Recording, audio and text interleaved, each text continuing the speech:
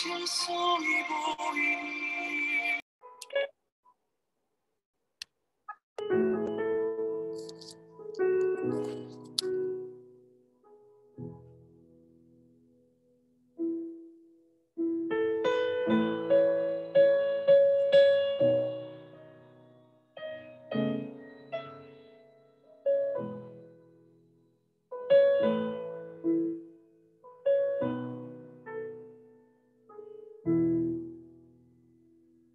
I see you through stained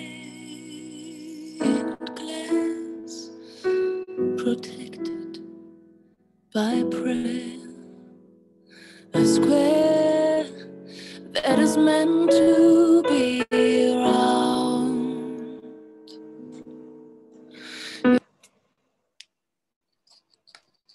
Selamat malam teman-teman semua.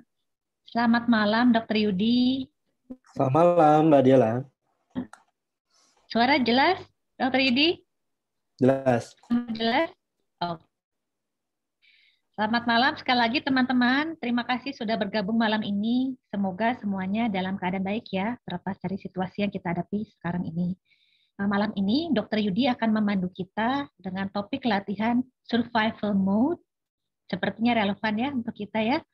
Tapi seperti biasa teman-teman, sebelum kita mulai latihan, kita akan membacakan aspirasi pembuka sebanyak 3 kali. Sudah ada slide-nya, teman-teman bisa mengikuti. Dengan ulas asih dan kebijaksanaan tanpa batas, saya akan berlatih dan berdiskusi untuk kesejahteraan semua makhluk. Semoga kita semua terbebas dari keserakahan dan kebencian, serta memiliki sukacita dan dunia penuh kedamaian. Dengan ulas asih dan kebijaksanaan tanpa batas, saya akan berlatih dan berdiskusi untuk kesejahteraan semua makhluk. Semoga kita semua terbebas dari keserakahan dan kebencian, serta memiliki sukacita dan dunia penuh kedamaian. Dengan ulas asih dan kebijaksanaan tanpa batas, saya akan berlatih dan berdiskusi untuk kesejahteraan semua makhluk.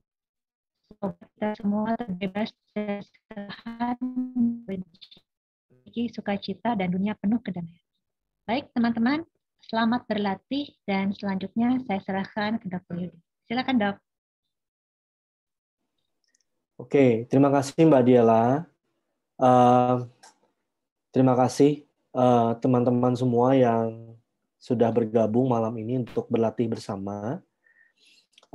Saya akan memandu sesi malam ini. Tentunya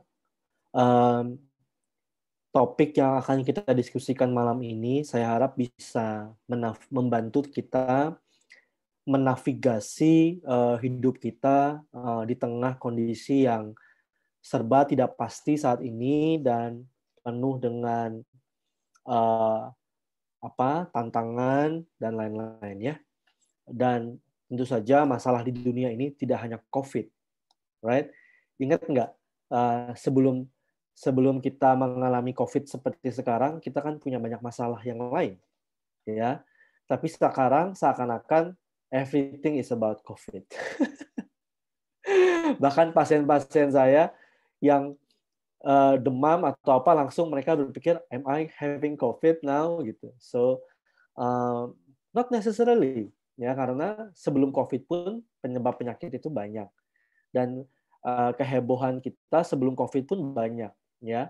Tapi sekarang seakan-akan semuanya terkubur dengan satu masalah yang pandemik, yaitu COVID. But actually our life is not only about COVID.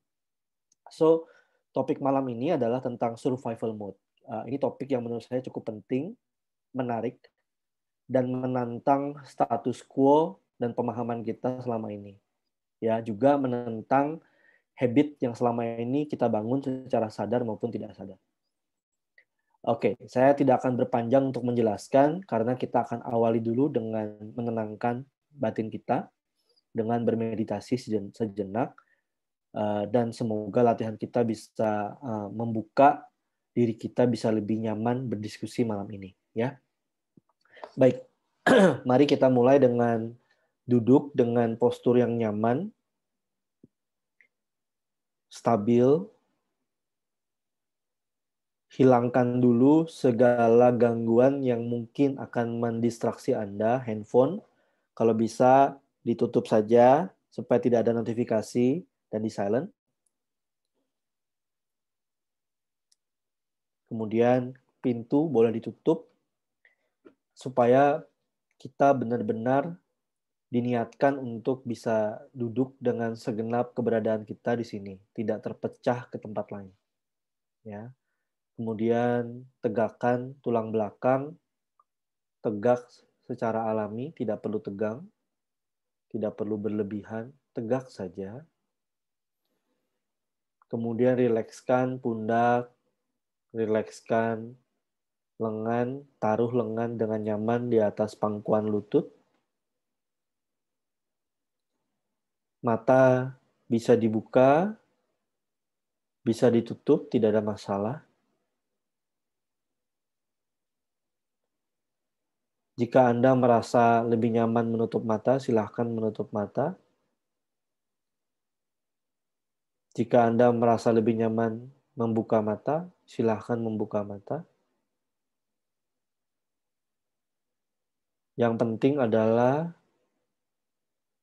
sepenuhnya Anda menyadari apapun yang sedang Anda alami saat ini.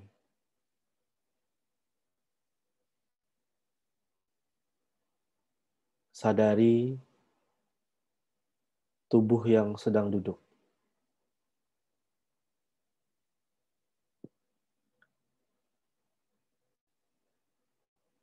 Sadari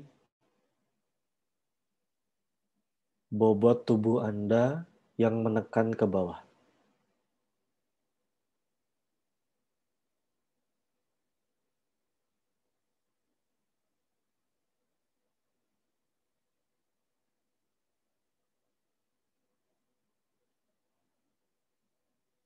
Sadari segenap massa bobot tubuh Anda secara menyeluruh, sadari.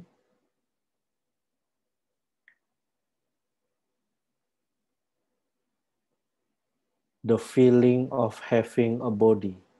Rasa punya tubuh. Sadari.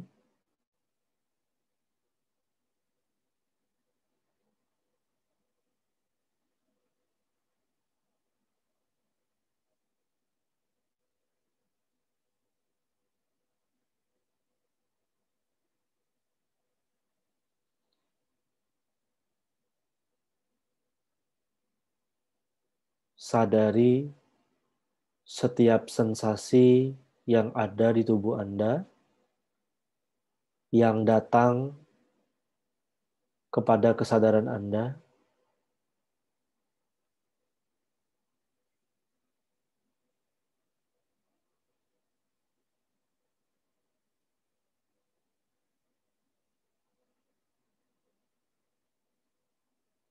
Sadari semua sensasi itu dengan lembut.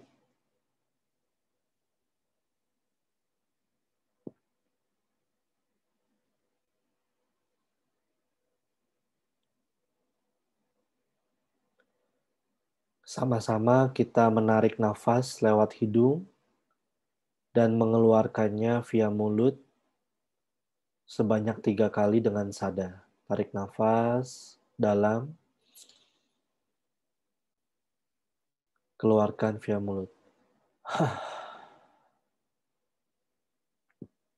Sadari proses ini. Sekali lagi, inhale, exhale.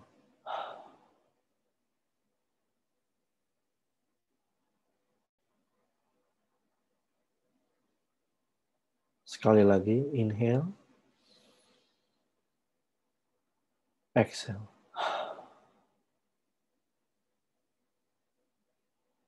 Sadari jeda setelah membuang nafas.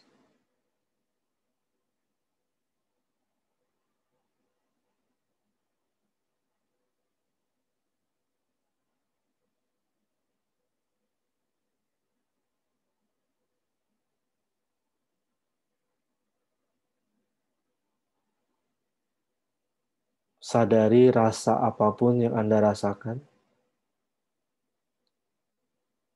Jika Anda rileks, sadari rasa rileks. Jika Anda tegang, sadari rasa tegang.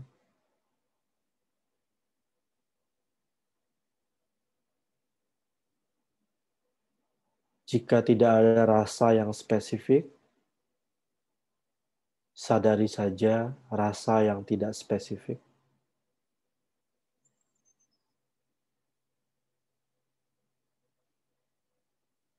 Apapun yang Anda alami, sadari.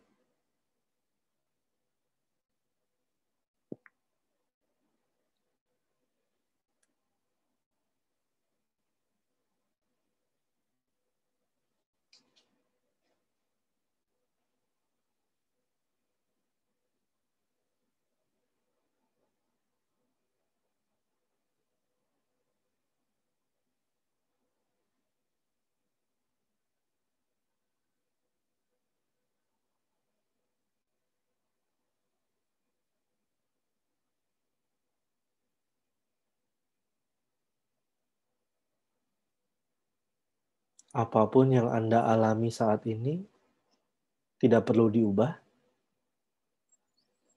Sadari saja.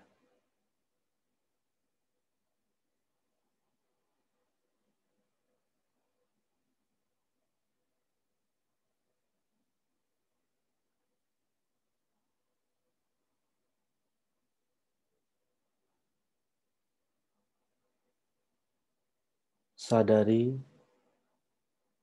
suara-suara di sekitar Anda.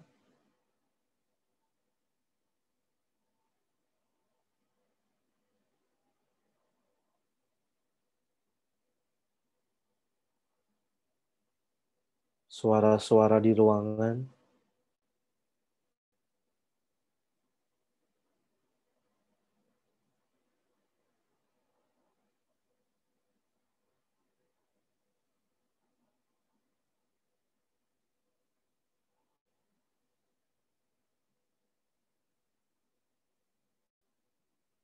Sadari juga bila tidak ada suara yang khusus. Hening seperti itu, sadari aja.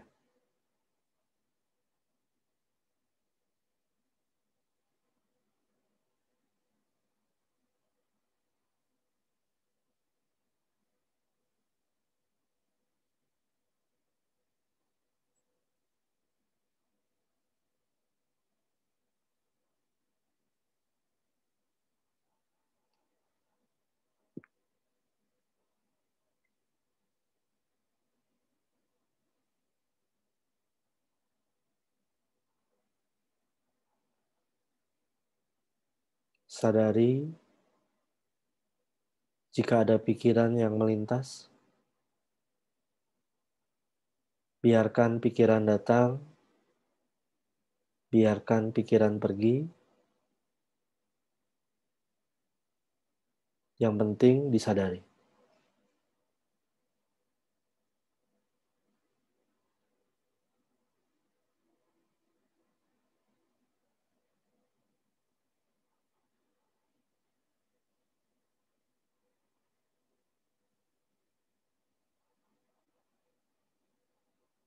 Jika tidak ada pikiran, juga sadari bahwa tidak ada pikiran.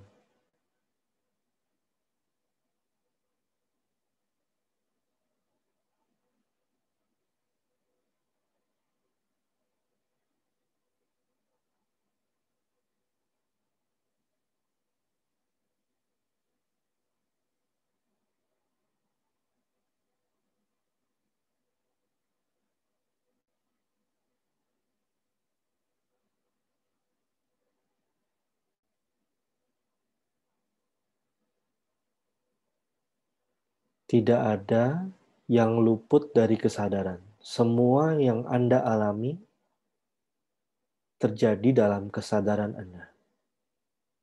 Be aware of everything.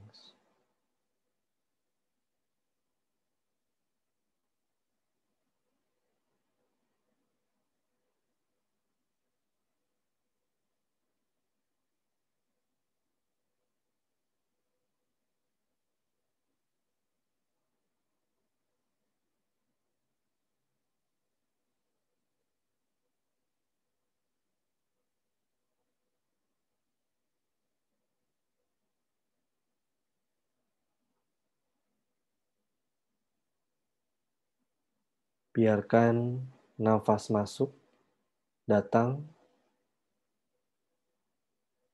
Biarkan nafas keluar, pergi. Sadari semua proses yang terjadi.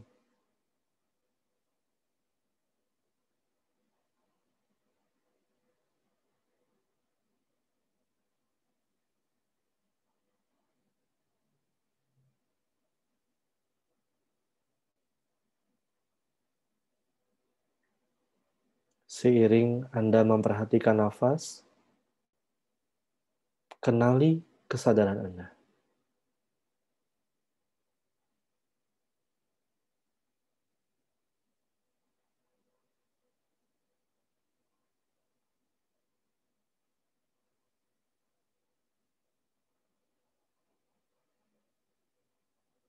Stay bersama dengan kesadaran Anda.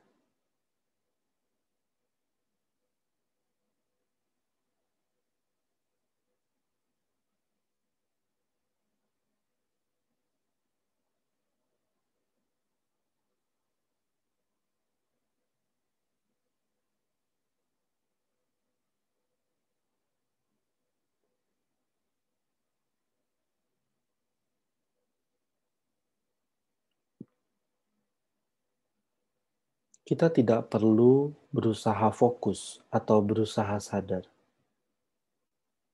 Kesadaran natural ada, tinggal dikenali saja.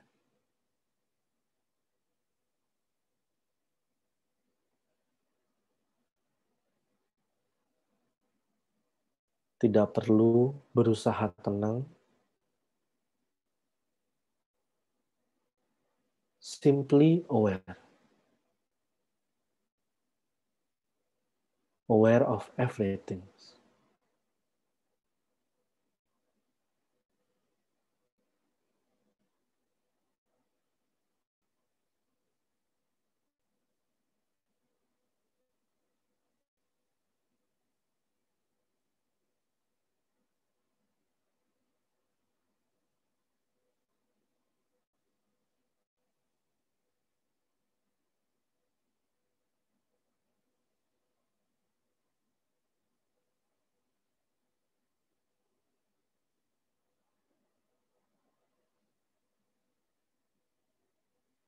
Kita sadar kalau kita sadar.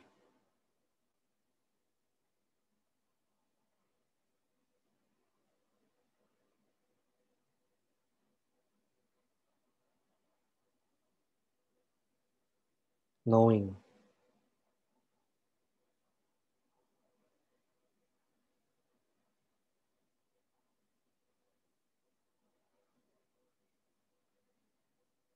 Kembali menyadari tubuh, menyadari tangan, menyadari dada,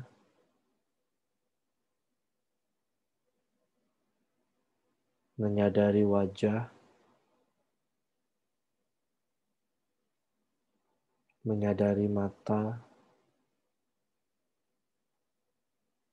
pelan-pelan kelopak mata yang tertutup dengan lembut dibuka,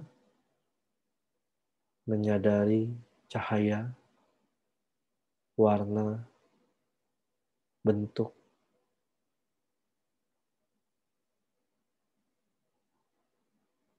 Simply aware of your visual.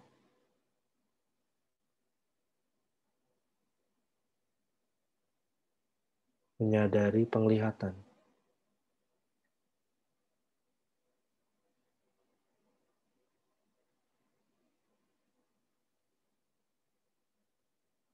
Oke, sekarang tidak perlu lagi fokus kemanapun.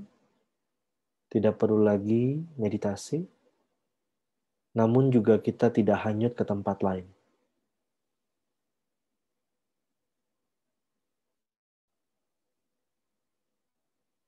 Relax dan sadar saja.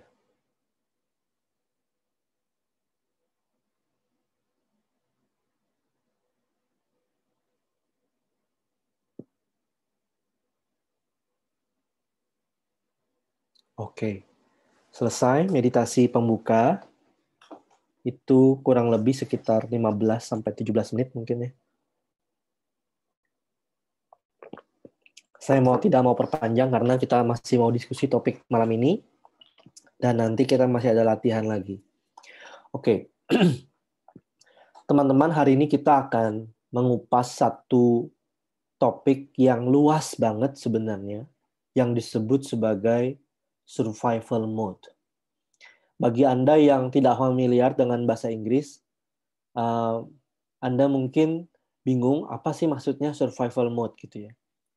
Survival mode adalah sebuah insting dalam semua makhluk, tidak hanya manusia, untuk mempertahankan eksistensinya sebagai sebuah makhluk yang terpisah. Contohnya, survival mode tuh akan muncul ke permukaan kalau kita sedang mengalami masalah. Artinya, jika ada sesuatu yang di luar kita yang dirasakan mengancam eksistensi kita. Jadi, survival mode harus punya 3 syarat. Yang pertama, ada diri yang merasa terpisah dari eksternal. Jadi ada saya dan ada yang bukan saya. Itu syarat pertama. Syarat yang kedua adalah jika yang di luar saya ini mengancam keberadaan saya. Itu maka ada insting untuk mempertahankan saya ini. Yang ketiga, survival mode akan memunculkan reaksi pertahanan atau perlawanan bahkan. Atau reaksi ini bisa berupa 3. Yang pertama, bertarung, lawan gitu ya. Kalau ada tantangan yang dirasa bisa kita lawan, maka kita akan lawan. Kalau tantangan di luar ini dirasa terlalu kuat, maka kita akan kabur. Fight or flight. Lawan atau kabur. Jika tantangan ini dirasa tidak terlalu kuat, tidak juga terlalu lemah dibanding kita kayak 50-50 gitu ya, maka kita bisa freeze atau terdiam, bengong. Atau bisa juga jika lawan ini dirasakan sangat mencekam, kita bahkan kehilangan refleks untuk kabur. Maka kita bisa terdiam saja atau pura-pura mati. Nah, kalau Anda pernah lihat hewan yang terancam terus dia punya insting pura-pura mati, kurang lebih seperti itu. Jadi respon dari survival mode ada 3. Pertama fight, yang kedua flight, lawan atau lari, yang ketiga freeze, bengong terbeku gitu. Nggak tahu harus ngapain. Tiba-tiba zone out. Nah, survival mode ini ada 3 syarat itu, ya. Dan survival mode ini penting dalam batas-batas tertentu, yaitu dia penting karena mau nggak mau, suka tidak suka, selama Anda adalah seorang individu yang merasa terpisah dengan sekeliling, maka survival mode ini pasti muncul dalam diri Anda. Ya, dengan derajat yang paling ringan sampai yang paling berat. Ya. Tidak perlu sampai ada yang mengancam nyawa. Kadang-kadang contohnya, Anda harus presentasi. Itu sendiri ada insting untuk survive, makanya ada tiba-tiba ada reaksi. Ya, nah survival mode ini itu adalah hasil dari pembelajaran sebelumnya, yang Anda sadari maupun tidak Anda sadari. Kalau Anda percaya reinkarnasi, maka ini sudah berlangsung di kehidupan sebelumnya. Ya, makanya ada orang yang takut gelap, ada orang yang tidak takut gelap. Ada orang yang takut sama orang tipe muka tertentu, ada yang tidak. Ya, ada yang berupa benci, ada yang berupa trauma, ada yang berupa macam-macam. Anda bahkan kadang-kadang bingung, kenapa ya saya bisa takut sama situasi ini gitu. Ya, jadi Anda bahkan tidak bisa menjelaskan sometimes kenapa.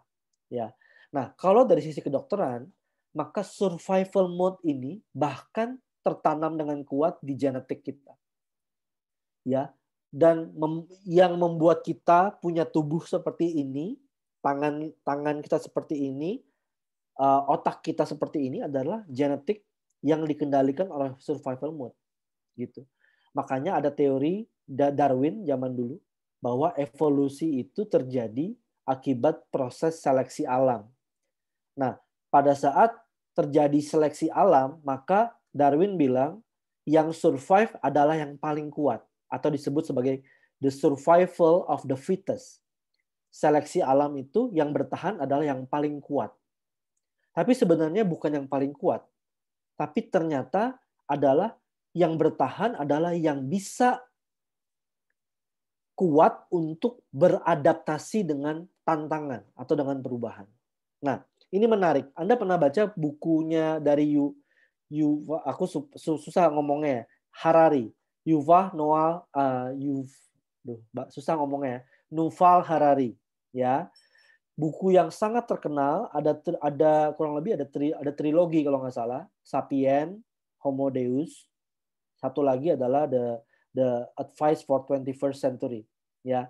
Nah, dalam 3 buku ini, Anda kalau bisa Anda baca deh Yuval Harari ini, 3 buku ini, 3 buku yang menurut saya very good book, ya. Nah, orang Israel, very smart dan sangat terkait sama meditasi. Bahkan beliau adalah praktisi meditasi, ya.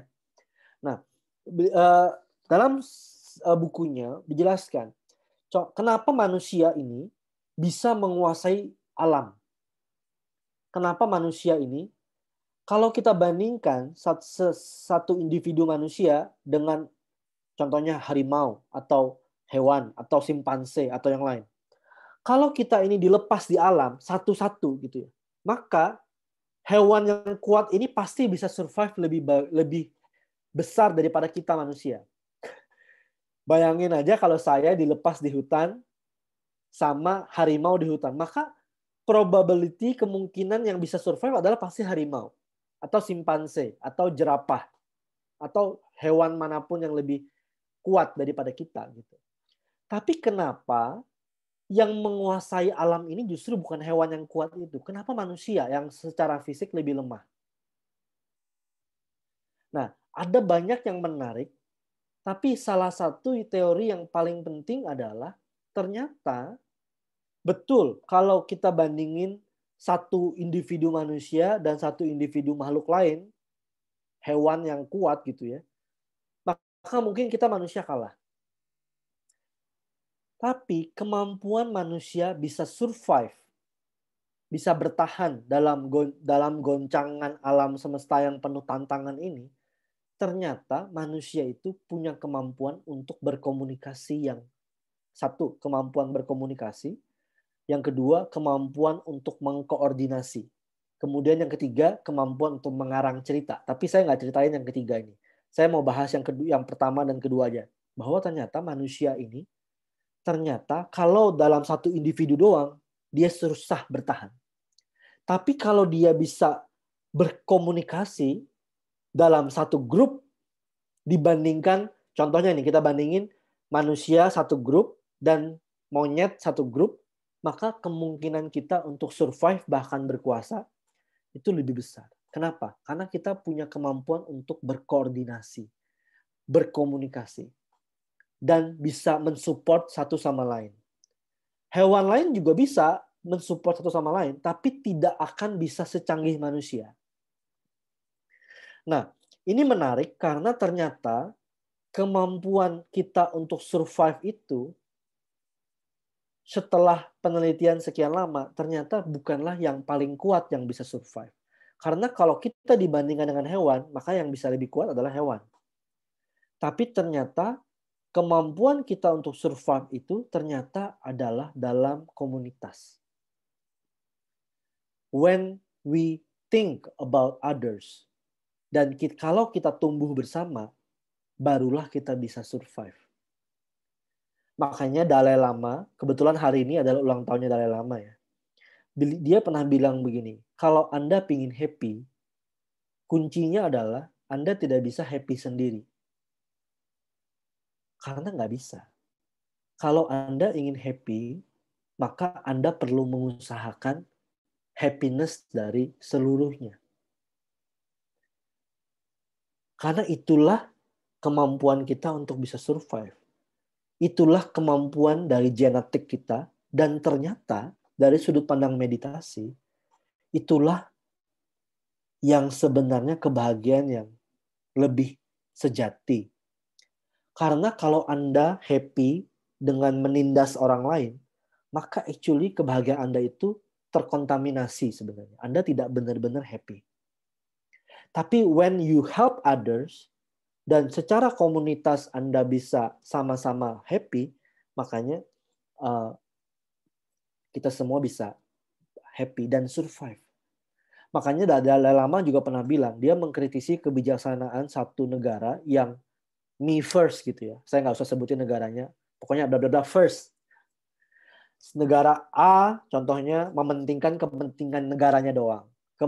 Negara B hanya mementingkan kepentingan negaranya doang. Dan kemudian saling menindas. Tidak akan pernah bisa sukses. If you want to succeed, you need to succeed together. Ya, demikian juga saat COVID seperti ini. Saya tahu insting yang paling primitif yang muncul dalam diri Anda adalah melindungi diri Anda. Tapi actually, kalau Anda ingin survive, maka kalau Anda hanya memikirkan diri Anda, maka Anda alih-alih bisa survive, malah Anda tergulung dengan stres yang terjadi akibat survival mode ini. Karena survival mode ini adalah trigger dari stres. Nah, kalau Anda self-concern, mikirin diri, oh gue gimana, aduh COVID nyerang gue, aduh gimana, keluarga gue gimana, cuma diri kita aja atau yang kita aja, maka Anda akan stres sendiri. Maka untuk bisa memanfaatkan atau bisa keluar dari stres ini, maka kita perlu belajar untuk tidak self-concern, tapi community concern. Ya, jadi instead alih-alih Anda berpikir, aduh, COVID kena gue, COVID kena keluarga gue, dan lain. Maka Anda alihkan pikiran Anda untuk mikirin orang lain. Justru. Ternyata begitu. Ternyata salah satu kunci terbebas dari ketakutan, kita pernah bahas ini di awal-awal pandemi waktu itu ya. Salah satu kunci untuk bebas dari ketakutan adalah about giving to others. Nolongin orang justru. Ya. Jadi mulai hari ini, kalau bisa, jangan self-concern. Tapi lihat what you can do for others. Apa yang Anda bisa lakukan untuk komunitas. Apa yang Anda bisa lakukan untuk orang lain. Perhaps you can help. Mungkin Anda bisa tolong orang. Anda bisa bantu. Anda bisa doing something untuk orang lain. Sehingga survival mode-nya tidak self-concern, tapi luas. Dan ini akan membuat kita masuk dalam bentuk survival yang tidak egois, tapi justru masuk dalam mode love and empathy.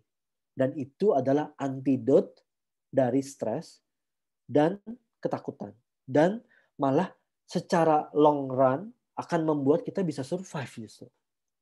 Selama ini insting kita adalah mempertahankan gue, diri gue, keluarga gue, kepunyaan gue. Nah sekarang justru ternyata strateginya bukan gue, tapi apa yang kita bisa lakukan untuk others. Gitu. Makanya ternyata dalam salah satu bukunya, Mingyur Rinpoche pernah bilang, ternyata survival mode yang benar itu bukanlah survival mode of the fittest, bukanlah yang paling kuat yang survive, tapi survival of the kindest. Orang yang survive adalah justru yang nolongin orang lain justru, ya, yang contribute to others.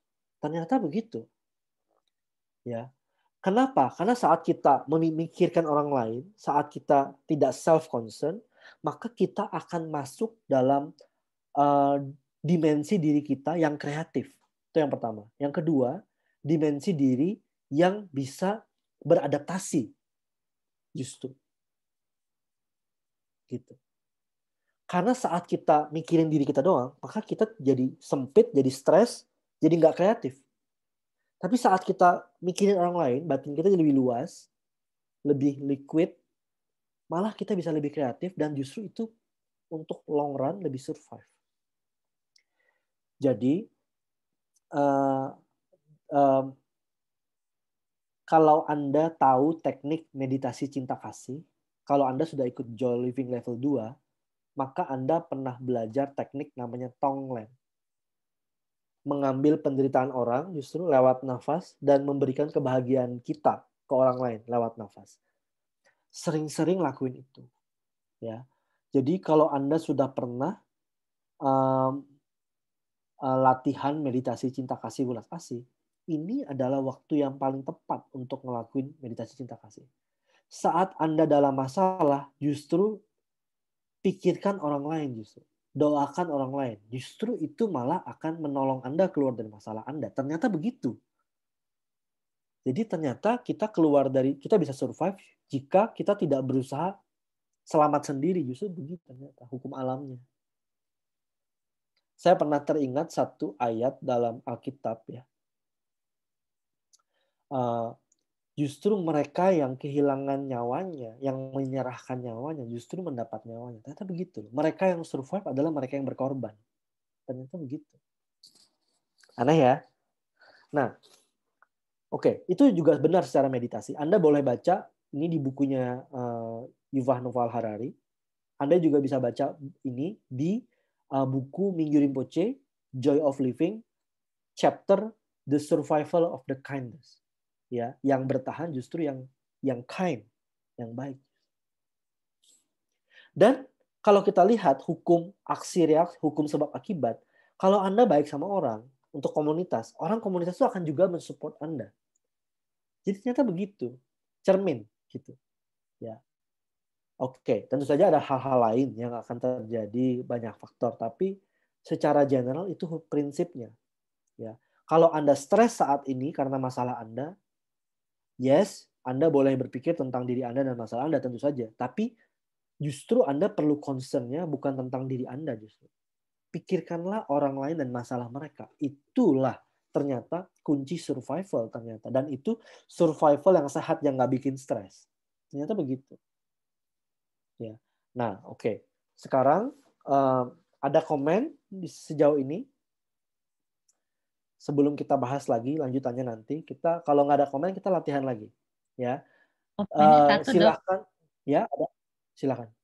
Coba bilang dari Stephanie Teng, tapi bisa juga banyak orang yang suka nolong orang lain tapi nggak bisa jaga diri. Yes, jadi memang balance is the key, ya. Kalau Anda memang betul mau nolong orang lain, secara jelas justru Anda pasti akan kalau Anda mau nolong orang lain, maka prinsip utama adalah Anda perlu nolong diri Anda dulu untuk bisa nolong orang lain. Jadi di sini bukanlah kita membabi buta, tapi maksudnya adalah concern-nya. Jadi kalau dulu concern-nya hanya diri Anda, sekarang diperluas. Jangan mikirin diri Anda doang, tapi mikirin orang lain. Jadi Anda jadi tidak sempit, tidak stres sendiri, tapi Anda contribute to others. Karena saat kita mikirin nolong orang lain, justru batin kita ini luas jadinya. Dan kita tidak stres yang sempit. Malah jadi ada power of love. Ada power of creativity. Dan itu ternyata buat daya tahan tubuh kita sehat. Dan ternyata itu buat kreativitas kita sehat. Dan ternyata itu lebih sehat secara psikologis maupun tubuh. Ternyata begitu. Makanya ada orang-orang yang mendapatkan kekuatan, semangat justru saat dia nolong orang lain. Gitu. Tapi saat dia stres sendiri, dia malah kuatnya di awal doang, tapi akhirnya broke down. Karena fragile. Gitu. Makanya yang survive in the long run adalah yang the kindest justru. Oke, ada lagi? Silakan kalau ada yang mau. Ada beberapa komen sih Dok, gimana? Mau dibaca semua atau saya pilih ya? Boleh dibaca semua aja, dibaca semua ya. Oke, ini dari kalau Megan tadi mungkin udah terjawab ya, menyeimbangkan self love dan memberi kepada orang lain dan cara set boundaries yang benar. Kalau dari Catherine sama dari Louis Wijaya tanya untuk meditasi Tonglen, apakah ada di sesi latihan ini? Tapi sepertinya dijual 2 ya, Dok ya? Dijual 2, jadi dijual hanya terbuka ya? Bagi yang sudah ikut jual 2. Okay. Tapi sebenarnya di YouTube banyak tutorialnya, silakan Anda boleh coba. Silakan. Dari Tatalim, bagi saya di zaman COVID, orang misalnya jual makanan atau sesuatu yang bisa kita beli atau ilmu kita bagi. Jadi semangat untuk semua. Ya, dan saat Anda semangat, daya tahan tubuh Anda naik justru. Oke, terus? Dari Fang Chio, berarti menolong orang lain by wisdom juga ya, Dok? Yes, menolong orang lain itu harus based on wisdom. Ya. Dan tadi ada yang bilang self love. Self di sini kalau Anda diri doang, maka sempit sebenarnya. Tapi kita perlu belajar untuk melihat ternyata self ini, ternyata orang lain itu adalah self juga. Jadi sebenarnya diri kita ini tidak sempit sebenarnya. Diri kita ini adalah luas. Ternyata kalau Anda terus belajar meditasi, maka Anda tahu bahwa orang lain itu sebenarnya adalah bagian dari diri Anda.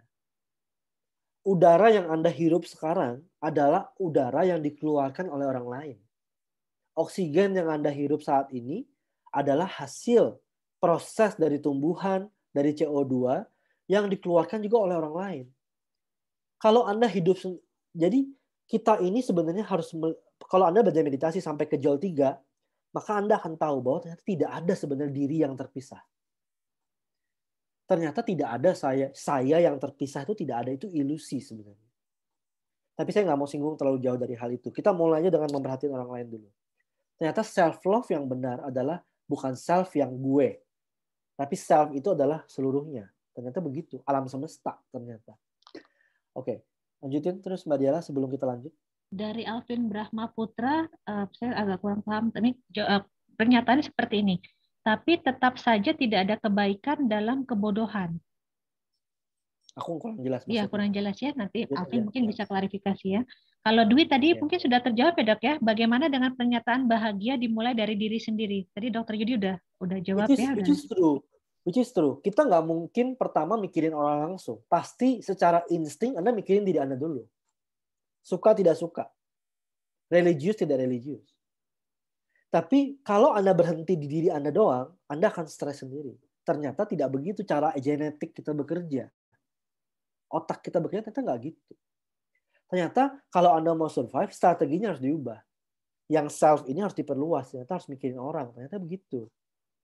Ya, harus, ternyata yang survive is not the fittest one, tapi is the kindest one. Karena kindness membuat kita liquid, membuat kita kreatif. Ya. Membuat kita ternyata ada empowered. Karena ternyata jati diri kita ini sebenarnya cinta kasih welas asih, ternyata gitu. Ya, bukan egois. Ya. Oke, terus lanjut Mbak Dela. Dari Henrikus Suciadi, apakah falsafah tabur dan tuai berlaku dalam komunitas, Dok? Tentu saja, semuanya adalah sebab akibat. Nah, sebelum lanjut, saya bacain komennya, saya mau tambahin lagi. Nanti habis ini kita latihan bareng ya. Dibilang kayak gini. Oh ya, by the way, makanya di ajaran agama ya, banyak ajaran yang bikin doain orang lain justru. Kalau dalam tradisi Kristen itu ada yang namanya doa syafaat. Saya kurang tahu dalam tradisi Islam, Hindu seperti apa. Tapi di Kristen itu ada satu doa yang namanya doa syafaat. Artinya Anda menjadi syafaat itu adalah intercessing. Jadi Anda berdiri seakan-akan itu mewakili orang lain. Jadi Anda sebagai interceding part. Jadi Anda doa mewakili orang lain. Contohnya orang lagi sakit, Anda doain. Ada orang yang lagi jatuh miskin, Anda doain. Doain dia maksudnya. Jadi Anda tuh Anda kayak berdiri mewakili orang lain. Nah, kalau dalam Buddhis itu adalah latihan meditasi. Jadi saya berlatih meditasi bukan demi saya aja, tapi demi orang lain di belakang saya. Demi papa saya, demi mama saya, demi anak saya. So, behind you is everyone. Gitu. Jadi Anda masukin ke diri Anda saat Anda latihan meditasi. Begitu. Nah, saya yakin di Islam juga ada, di spiritualitas juga pasti ada. Ya. Jadi makanya latihan seperti itu justru. Kalau ada orang yang mengutuk Anda, justru Anda harus doain dia. So aneh kan? Bagi ego kita aneh gitu. Why? Kenapa orang nyakitin kita, kita harus balas mengampuni dia? Kenapa begitu? Kalau betul survival yang of the fittest, kalau ada orang nyakitin gue balas dong. Ya kan gitu kan. Tapi ternyata ajaran agama nggak gitu ternyata. Kalau ada orang yang mengancam kita, justru kita harus bless them. Aneh kan? It's interesting kalau Anda lihat. Ya. Ternyata memang itulah pattern survival yang benar sebenarnya. Kalau Anda fight back, justru dua-duanya akan menderita. Nggak ada yang, kalau Anda mengalahkan orang, dua-duanya kalah sebenarnya. Sebenarnya gitu. So interesting. Itu berlawanan dengan logika kita yang sempit. Dan berlawanan dengan insting kita yang egois. Nah, seiring Anda berevolusi dalam proses Anda berlatih meditasi, maka self yang sempit akan berkembang. Seiring Anda lebih bebas, lebih luas, seiring itu juga proses Anda menjadi bijaksana, evolusi diri Anda untuk naik, mengenali hakikat diri Anda sejati akan tumbuh. Nah, jadi seperti itu. Nah, saya mau tambahkan lagi dari buku ini sebelum kita latihannya. Ada yang tanya waktu itu ke Yuval Noah Harari, susah namanya. Saya bilangnya tanya ke Harari deh. Kalau gitu, apa skill yang kita harus pelajari untuk masa depan? Karena di masa depan ini ada AI, segala sesuatu akan dikuasai oleh komputer, marketing akan dikuasai oleh komputer, komunikasi akan dikuasai oleh komputer, skill-skill yang kita pelajari sekarang, apakah itu skill untuk interview, skill untuk marketing, skill untuk pembukuan, bahkan skill bahasa, skill komunikasi, itu semua akan diambil alih oleh komputer. Sekarang udah terlihat seperti itu. Ya. Bahkan art, komputer nanti akan lebih ahli untuk mengocok emosi seseorang. Kenapa? Karena komputer bisa menangkap, oh Anda sedang sedih, dari gelombang otaknya, dari refleks matanya, dari ekspresi wajah, dari body language, dari temperatur tubuh, dari hormon yang keluar. Dia akan lebih belajar bisa mengenali emosi manusia dan bagaimana mempermainkan emosi manusia. Itu sudah terjadi. Dari kebiasaan Anda, komputer akan nilai, terus dia akan menawarkan sesuatu yang akan membuat Anda semakin terbiasa lagi. Anda lihat, kalau Anda Anda lihat di masa depan, ya, sekarang udah kelihatan. Bahkan sebelum Anda belanja online, komputer sudah menawarkan kepada Anda barang-barang yang kemungkinan Anda suka. So computer is learning. Makanya ada artificial intelligence kan. Bahkan sekarang chip-chip akan ditanamkan di otak manusia. So sekarang makanya begini. Ada pertanyaan, kalau gitu untuk masa depan, skill apa yang kita harus pelajari? Apakah anak saya kalau gitu harus belajar komputer? Tentu saja kalau Anda bisa mempelajari AI akan lebih baik. Itu adalah profesi masa depan. Tapi untuk survive di masa depan, apa sih skill yang kita harus pelajari sebenarnya? Yuval Noah Harari pernah bilang gini, ternyata skill satu-satunya yang Anda perlu pelajari untuk bisa melewati tantangan apapun di masa depan hanyalah 2 skill. Yang pertama adalah skill untuk handle emotional stress. Kenapa? Karena setiap perubahan, tantangan akan membuat Anda aktif dalam survival mode. Dan survival mode akan membuat kita stres. Jadi skill yang Anda perlu pelajari untuk bisa survive di masa datang adalah belajar teknik yang membuat Anda bisa handle emosi dengan baik. Itu yang pertama. Kemudian skill yang kedua yang perlu Anda pelajari adalah skill untuk bisa membuat Anda bisa lebih adaptif, bisa lebih liquid beradaptasi dengan lingkungan. Yang bisa membuat Anda lebih mudah belajar menyesuaikan diri dengan lingkungan baru, situasi new normal. Kenapa? Karena kalau Anda tidak bisa menyesuaikan diri, maka stres Anda akan berkepanjangan. Dan Anda tidak bisa menyesuaikan diri, tidak bisa adaptasi. Nah, skill apakah yang bisa membuat Anda bisa handle emosi dengan baik, dengan jernih, dengan sadar? Di saat yang sama bisa membuat batin Anda luwes dan kreatif dan beradaptasi dengan baik dan lebih mudah belajar new learning, new teknik. Salah satu teknik yang bisa dua-duanya ngelakuin itu adalah meditasi. Saat Anda kembali ke meditasi, Anda mengenali kesadaran Anda, maka saat itu Anda akan bisa handle emosi dengan baik. Itu yang pertama. Yang kedua, batin Anda akan lebih luwes, liquid, kreatif. Dan empower Anda untuk bisa mencintai dan menolong orang lain. Itu ternyata membuat kita akan survive. Apapun tantangan in the future atau now. Kalau kita tidak menguasai skill untuk emotional well-being kita, dan kita tidak punya skill untuk bisa learning new normal, new skill, dan adaptasi dengan situasi yang baru di depan kita, maka kita akan sangat menderita dan tidak akan bisa survive di masa depan. Makanya kenapa meditation is really important. Meditasi adalah satu-satunya skill yang menurut saya worth to invest for. Kenapa? Karena meditasi ini skill yang bisa membuat Anda bisa handle dengan stres dengan baik dan bisa membuat batin Anda mudah belajar sesuatu yang baru, mudah menyesuaikan diri, mudah liquid, fluid, ya. Gitu. Nah, itu yang saya mau share malam ini, teman-teman. Dan kita Tergar di Indonesia itu komitmen untuk terus bikin sesi meditasi seperti ini yang gratis. Untuk bisa again, ini adalah giving back to komunitas. Karena saat saya ngelakuin ini for free dan volunteering base sesuai kemampuan saya dan kemampuan komunitas Tergar, maka kita tuh kayak empowered gitu. Oh, saya harus nyiapin bahan, saya harus begini, saya harus begini. Akhirnya saya malah empowered. Saya belajar sesuatu yang baru, saya share to you guys, and you share to others, dan kita meditasi secara kolektif. Ini akan menguatkan kita survive together. Dan kita akan berkembang justru. Oke, sekarang kita akan latihan meditasi lagi, teman-teman. Boleh baca 3 bukunya Yuval Noah Harari, Sapiens, Homo Deus, dan 21st pelajaran untuk abad ke-21. Semuanya sudah diterjemahkan ke dalam bahasa Indonesia, meskipun saya merasa Inggrisnya lebih bagus. Ya, tapi terjemahan Indonesia oke, tersedia. Ya. Anda bisa juga nonton talk-talk beliau di YouTube, dan beliau juga adalah praktisi meditasi. So it's very interesting. Ya. Oke, kita akan latihan meditasi bareng sekarang. Kita akan meditasi dengan emosi. Ya.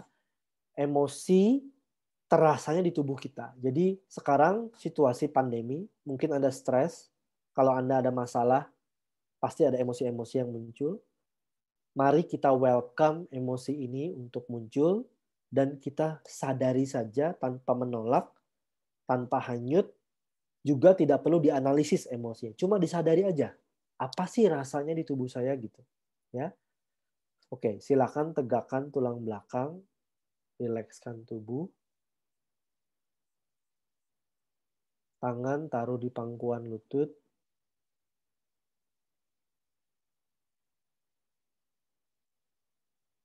Tarik nafas beberapa kali dengan sadar.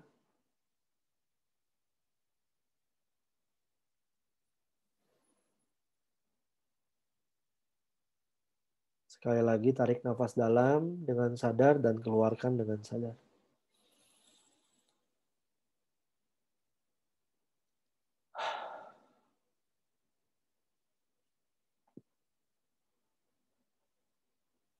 Jika Anda saat ini sedang ada masalah, coba ingat kembali masalah Anda, kemudian emosi yang muncul dalam diri Anda saat ini. Apakah Anda sekarang sedang berusaha survive? Apakah ada ketakutan, kekhawatiran, cemas, panik, stres? Itu semua normal untuk muncul, tidak salah. Apakah Anda marah? Apakah Anda frustasi? Apakah Anda jenuh? Itu semua tidak dosa. Semuanya kita welcome saat ini. Rasakan emosi Anda. Sadari emosi itu di tubuh Anda seperti apa. Berkenalan dengan emosi Anda, sadari saja. Jika Anda stres, sadari rasa stres di tubuh Anda.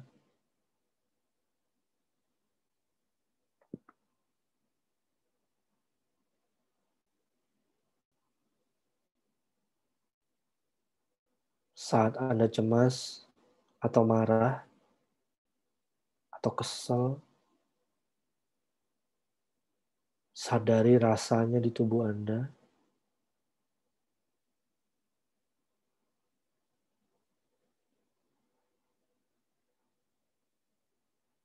Atau Anda sedih, kecewa, itu semua adalah survival mode. Izinkan dan sadari saja rasanya di tubuh Anda. Be with the sensation.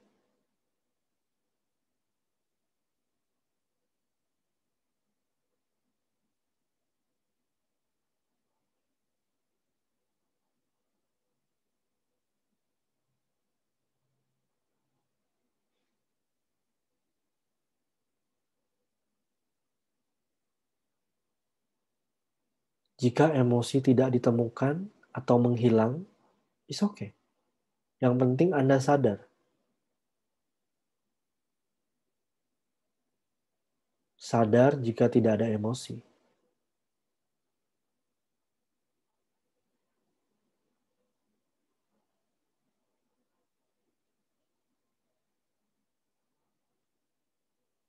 Atau jika emosinya banyak, it's okay.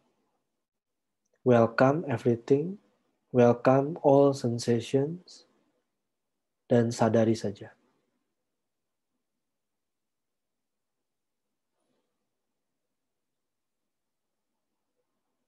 Be with the sensations.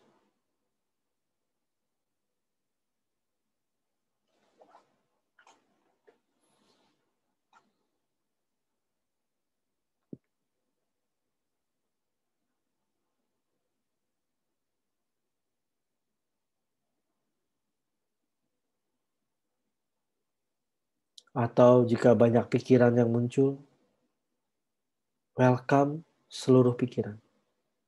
Biarkan mereka muncul, sadari, biarkan mereka tenggelam, berganti.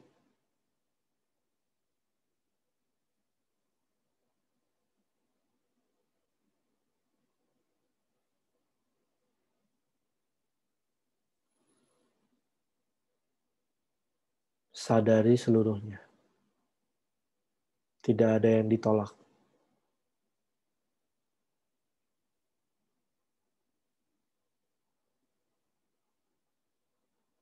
Sadari semua sensasi, semua emosi, semua pikiran.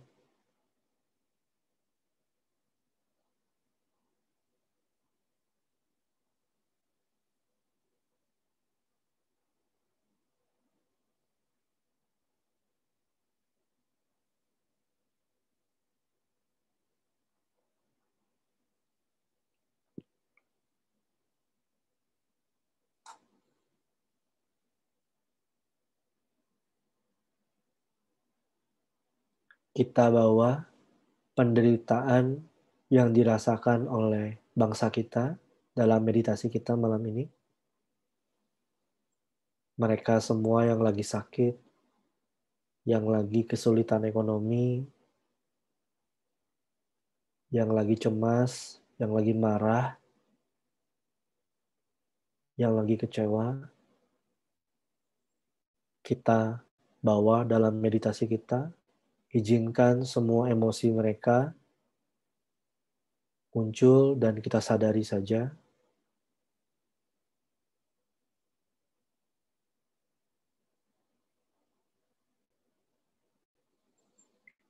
Kita doakan semoga semua makhluk bahagia.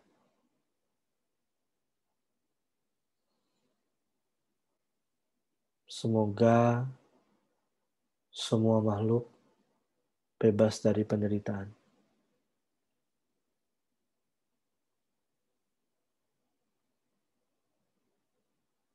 Semua makhluk tak terkecuali mendapat manfaat dari meditasi saya malam ini. Kesadaran, kejernihan, kebijaksanaan, kebaikan, saya persembahkan kepada seluruh makhluk.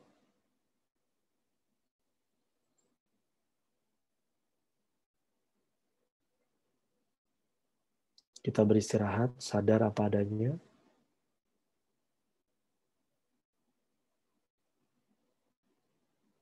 Tidak berusaha meditasi,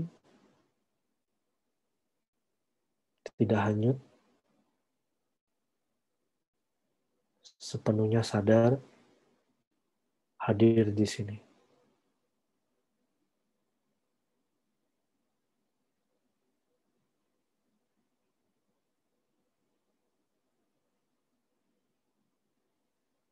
Kita beristirahat dalam kesadaran kita yang tahu,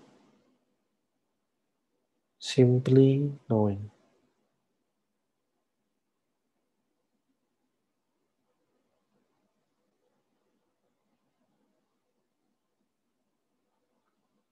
Tidak melawan apapun, tidak mencari apapun, hanya berhenti, beristirahat, dan sadar.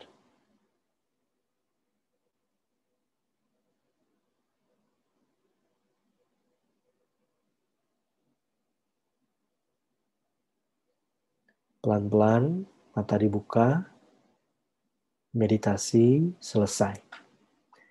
Jadi, takeaways dari materi malam ini, teman-teman. Yang pertama, mulai saat ini, include others, jangan self-concern, tapi lakukan yang lain, apa yang Anda bisa bantu orang lain gitu ya. Yang kedua, bawa penderitaan seluruh makhluk kepada diri Anda saat Anda meditasi. Biarlah meditasi Anda bermanfaat buat mereka. Yang ketiga, yang tadi, Anda perlu benar-benar belajar teknik meditasi dengan baik. Ya, karena ini adalah skill yang akan membuat kita bisa menavigasi hidup di masa depan dan sekarang. Oke, teman-teman, sampai jumpa di lain kesempatan.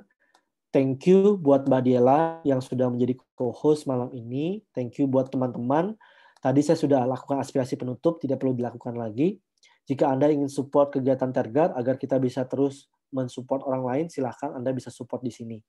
Thank you semuanya. Semoga kita bisa melewati semua masalah dengan jernih, dengan sadar, dan empati, dan kebijaksanaan. Bye-bye, sampai jumpa teman-teman. Selamat malam. Sehat-sehat. Bye-bye. Bye-bye semuanya. Your touch like water, your song like the wind, drifting but still homeward bound. Come home, you angel, little big soul.